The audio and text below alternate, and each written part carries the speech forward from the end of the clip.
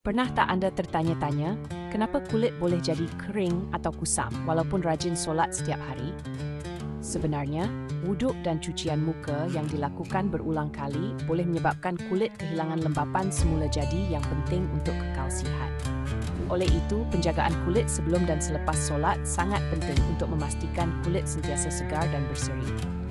Sebelum solat, pastikan anda membersihkan muka dengan pembersih yang lembut dan tidak mengeringkan kulit.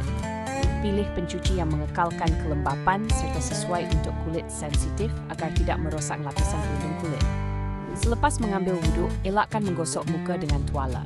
Sebaliknya, tepuk perlahan-lahan menggunakan tuala bersih supaya kulit tidak teriritasi. Selepas selesai solat, sapukan pelembap ringan yang mudah menyerap untuk mengunci kelembapan dan melindungi kulit daripada kekeringan. Jika anda mudah berpeluh, pilih pelembap yang bebas minyak agar kulit tidak rasa melekit. Selain itu, jangan lupa memakai pelindung matahari pada waktu siang walaupun berada di dalam rumah kerana sinaran UV boleh menembusi tingkap dan merosakkan kulit secara perlahan. Dengan mengamalkan langkah-langkah mudah ini, kulit anda akan kekal sihat. Seting napagani spitas. Era smooth.